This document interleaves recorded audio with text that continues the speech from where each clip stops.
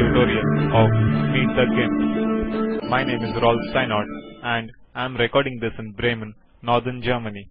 In the beginning, I will do something that I always forget to mention. I always forget to save the image before doing anything to it.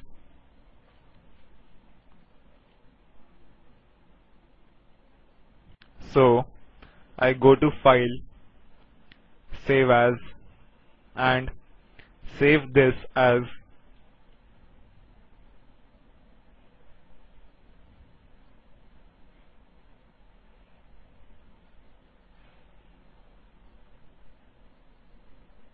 comic.xcf. XCF is the GIMP native file format, and it keeps all the layers information in the file. Never save anything in GIMP as JPEG or TIFF or so if you want to work further with it. You can export from there to every format you want to, but for anything you want to do further work with, use XCF. So, what to do? First thing, I have to clear up this image a bit.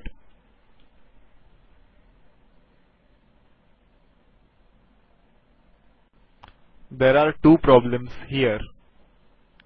First, the guy behind me.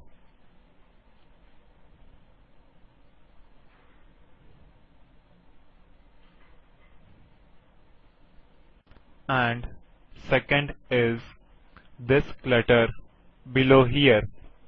This statue here is very well placed, and I think it is one of the corner points of this image. So let me first take away this stuff here. So I zoom into the image and select the brush tool.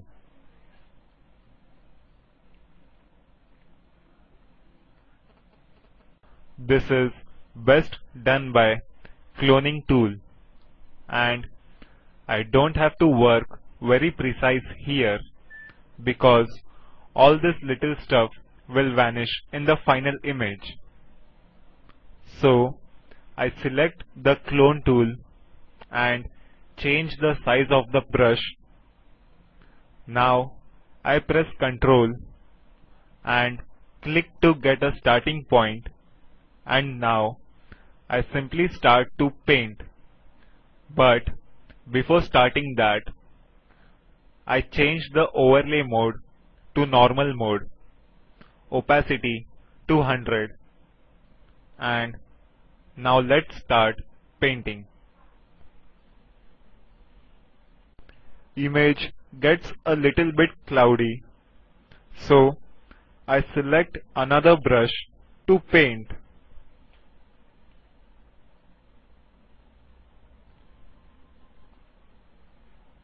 And now I go here to the border and paint.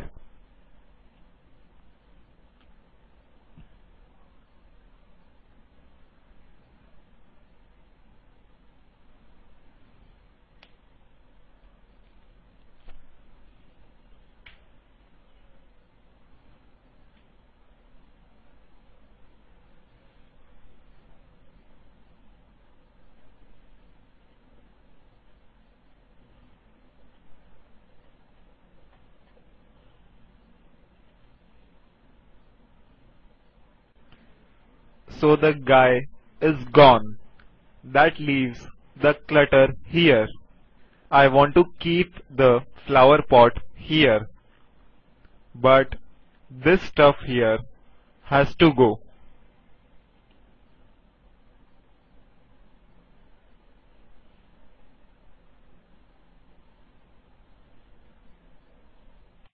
I will take care of this border of the flower pot in a moment.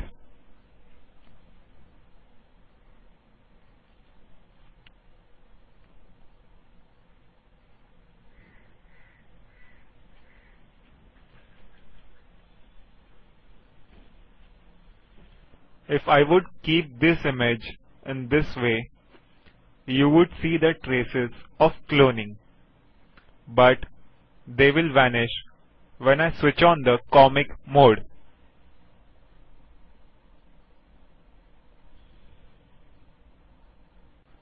So now, let's do a bit about the flower pot here.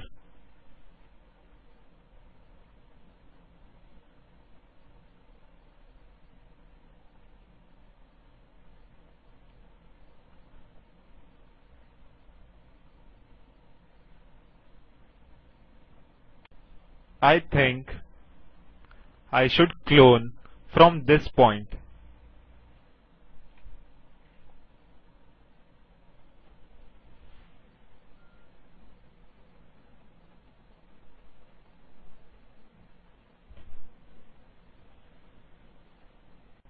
It doesn't look very convincing in this zoom step, but I think it will work.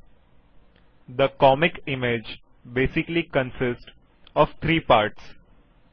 First, there are the black patches or dark patches with no colors, which gives structure to the image. Then there are the lines which defines forms and items in the image. And then there is color, and we will start as in the tutorial with the patches. And for that,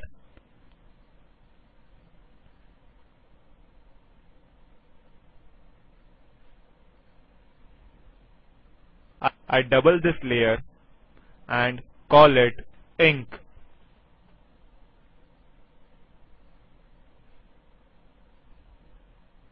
I select the threshold tool and click into the image and pull the info window into the image. You see here the image is black and white. This tool divides the image into black and white.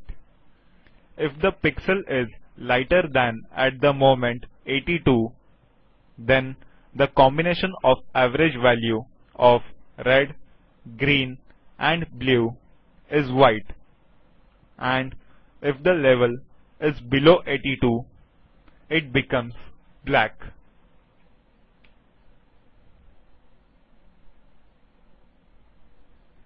Now we face the first problem here.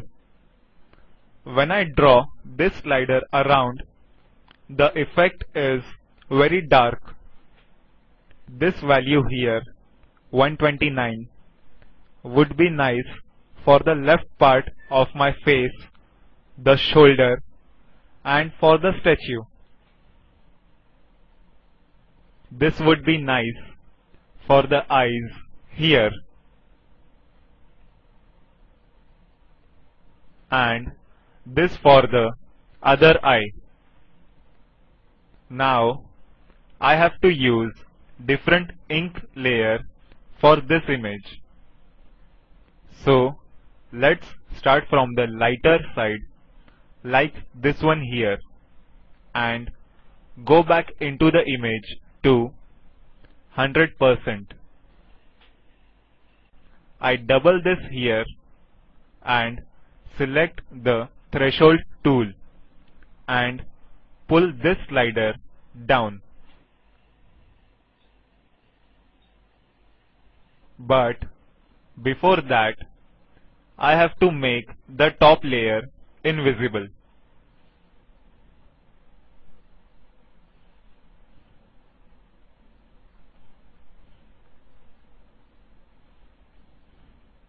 I think this value is good for this part of the face. I make a copy of this layer and make it visible. And now I am working on this layer. I have to look for the middle terms here. This part of the face, I think this works quite good. So I look around in the image. The statue is fine too.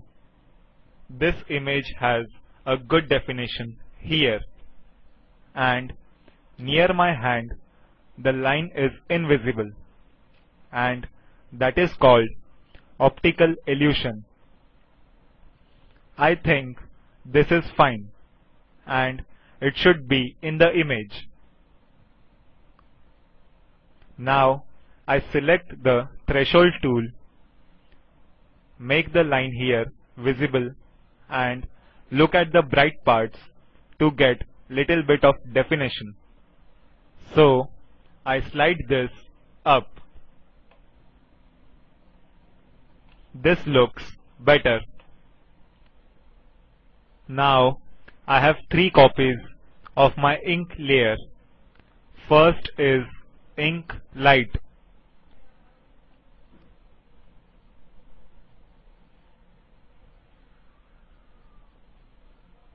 Top layer is ink dark. And let's name the middle layer simply ink. Now let's look at the three layers and decide which one is to use mostly. I think ink layer is a good base because this is too light and this is too dark. So I put this layer in the bottom and I add a layer mask to the dark layer and the light layer. I add a layer mask in black which is fully transparent. So everything here gets invisible.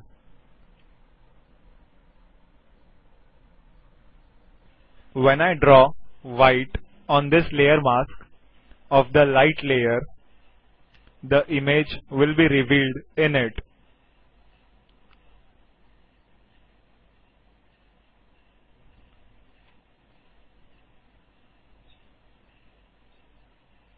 So I select the brush tool here with normal mode and opacity 100%. I think I shall use a hard brush and the pressure sensitivity should be the size. So when I press the brush on the surface, the dot will be larger.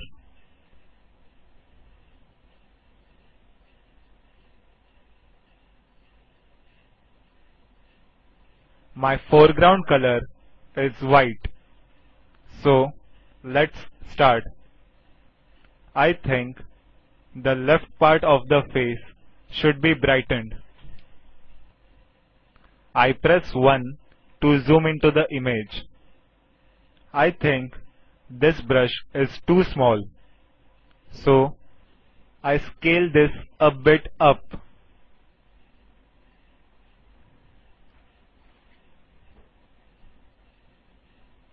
That looks better.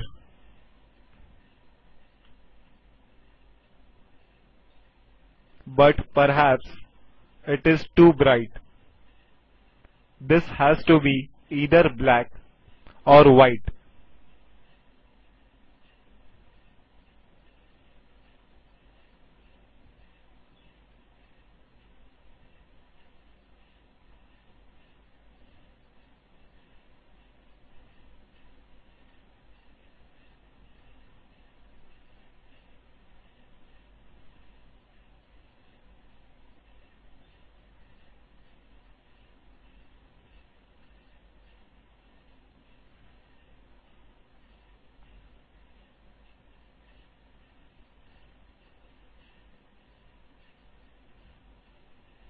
So I switch the colors with X key and paint this over again here. But I think I can leave this out here and put the next layer above that.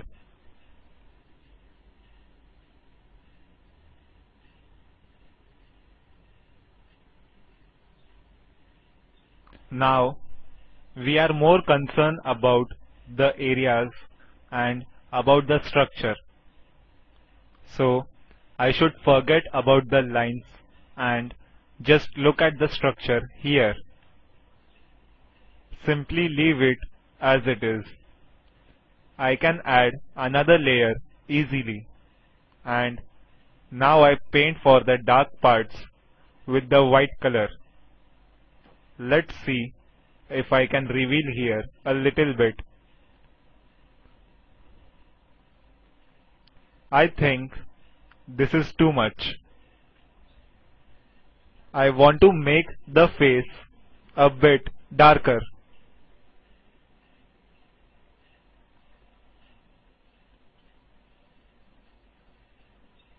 And ear also.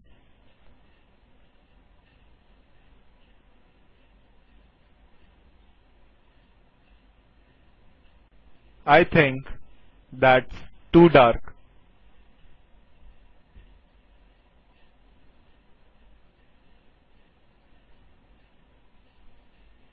Here there is some work still to be done, but I will leave it to this here and look at it after I am done with the next step with the lines, and then I can adjust here. This has to be brightened up. So we will look at the edit there.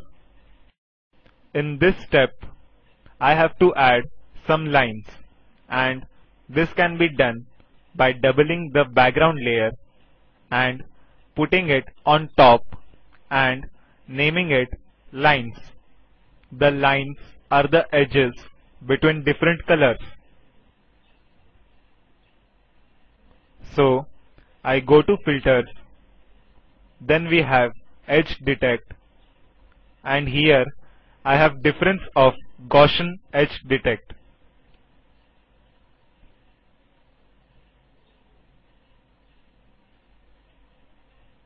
The relevant slider is the radius, and if you decrease the number, the lines get finer.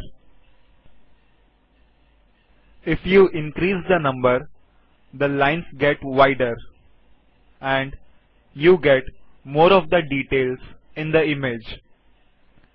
I would prefer something around 10, but I can go to 30 and then decide where exactly I should stop. When I go to 30, I don't get the edges, but areas. And 12 would give this here.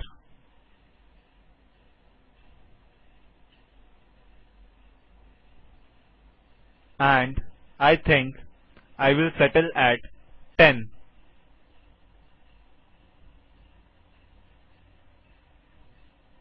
I set the layer mode of this layer to multiply, and for the colorizing, I will later need to reduce the white in the image. Now let's check out if we have got this right up to now. So I will switch the lines layer on and off, and you see here there is some definition when the line layer is on. And now I deselect the dark ink layer and keep the light ink layer. The structure that I wanted to have in with my dark ink layer is visible in the lines layer. So I will leave the dark ink layer switched off.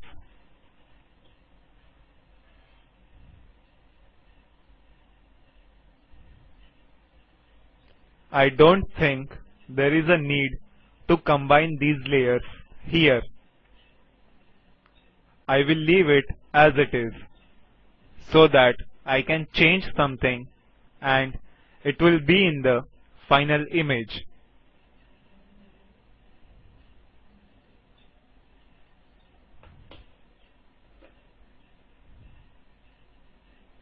Next step, as I said, I have to reduce the white channel here, and it can be done with the levels tool, and I reduce the level up to 240. When I switch off this layer, you can see that I have a gray background and little bit of color information in here. For getting the color in the image, I copy the background layer and name it color and put it on the top and set the layer mode to color, but it doesn't look good, so I should change the mode. The image has got little bit of color in here, but I want more saturation, so again I make the copy of background layer and name it saturation. I set the layer mode to saturation. I think this saturation mode already works and the effects are very good. There should have been more flatness in the color and the hand is not looking comic. I will look where this comes from. So I can now start to play with this sliders. Going down with saturation gets little bit flatter and looks more like watercolors. So this is a strange effect.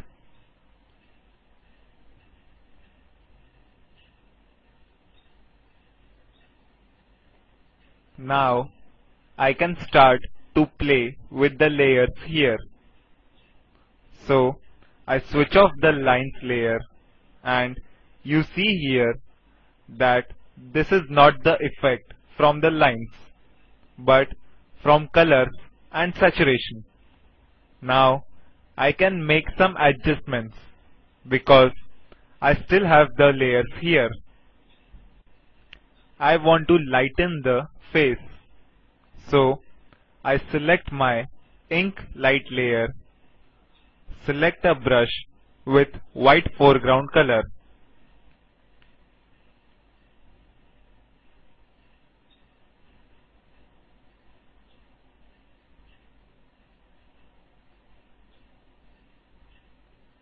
I zoom into the image, reduce the size of the brush and scale it a bit, and now I start to paint the eye here.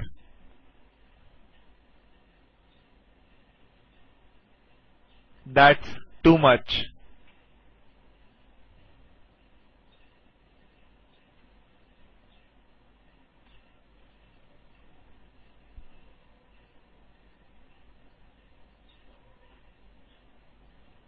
This looks better. Now I paint in this part. This is too much. You can imagine there can be lot of modifications in here you can make in the image by changing these areas here.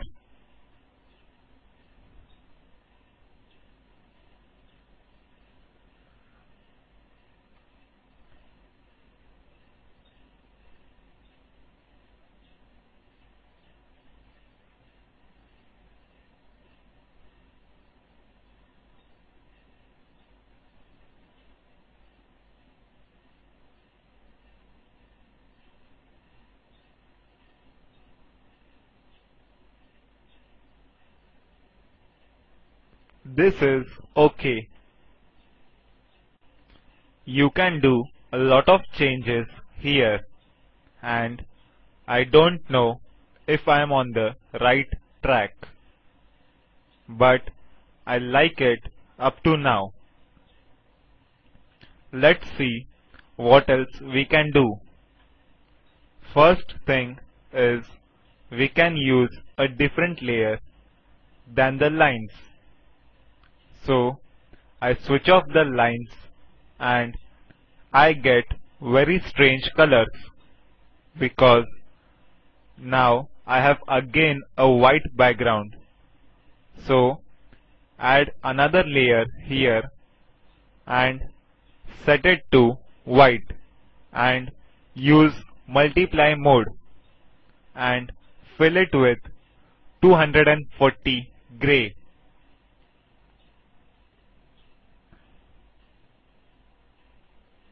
Now I have got nearly the same image as with my lines here. Let me switch them on. I have the lines information coming out, but this comic effect is still there, and I can look what's better.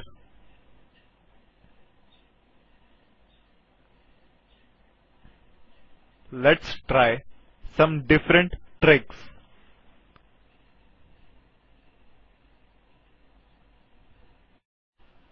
I double the color and the saturation layer and do something with them. Here I just try to get the details out of the image. So go to Filters, Blur and Gaussian Blur. And here I choose a value which gives me a nice effect.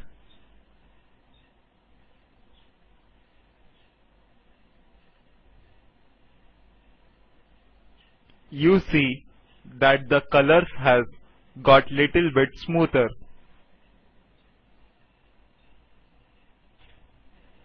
So let's do this on the saturation copy also. Go to Filters, repeat Gaussian Blur, and now I have really flat image with flat colors. So I switch on the original color and I get a strange effect here. Let's rename these layers as Saturation Blurred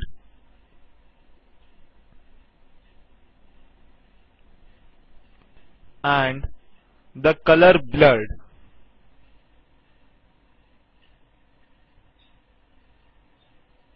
If I combine the blurred saturation with the unblurred color, I get some colors here which looks quite a bit strange.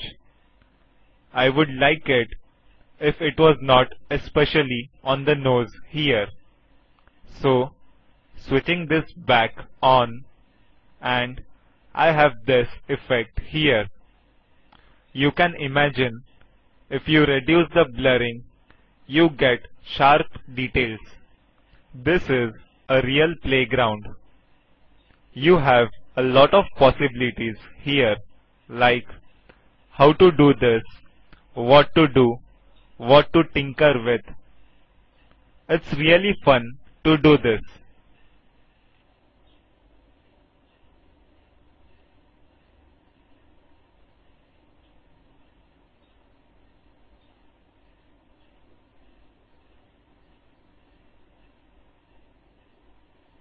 The author of the original tutorial has done a tremendous job.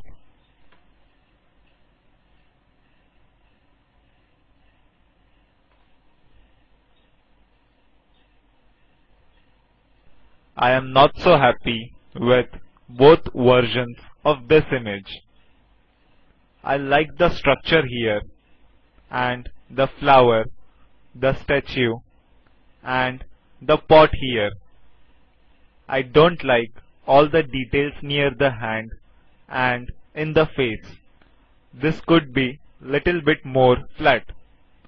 In the blurred on, I like the details in the face and near the hand, but I don't like the flower which is completely blurred away. So now I can combine the two images and I will start with color blurred because I like the overall appearance of this more than of the saturation blurred. But I switch on all the layers and add a layer mask to saturation blurred and color blurred, and I add a black layer mask fully transparent, and now I will start working on saturation layer mask. So I select white as my foreground color and select the paint brush here. Now I start painting. I just paint over the parts where I want to have little bit more flatness in the image. This will look a bit strange because now I have the color layer switched on.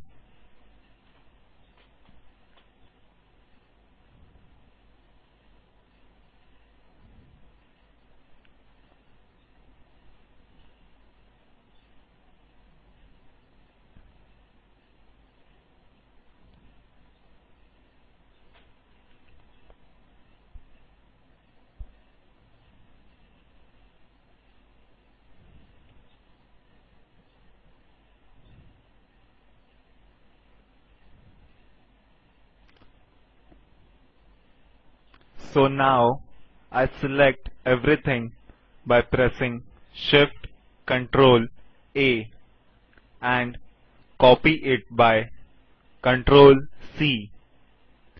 Go into the image and press Ctrl V and click on Insert this floating selection, and with Ctrl H or with the anchor layer I have my copy here.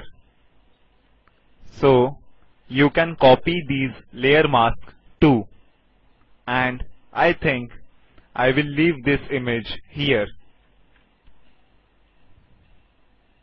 I think it's so quite nice example, and in the end I play a bit with these sliders.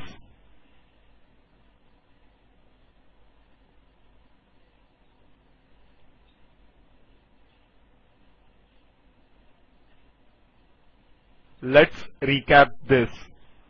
You first copy the image layer and an inked image with threshold tool. Look for areas which you want to have black or very dark. Then you copy the base image again and make a line layer with the edge detect filter, and then you set the layer mode to multiply.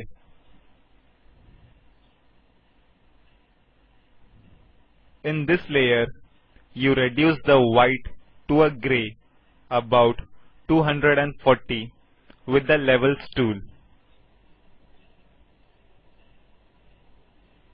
Then you copy again the base image and make a color layer. Set the color mode to color,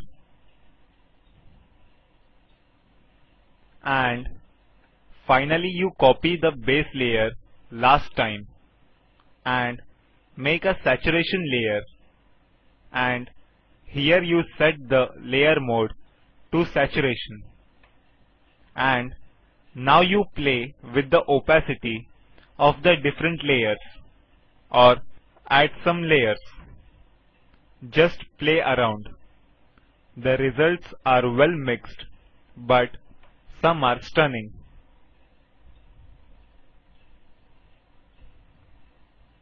For more information, go to meetthegimp.org, and to send a comment, please write to info@meetthegimp.org.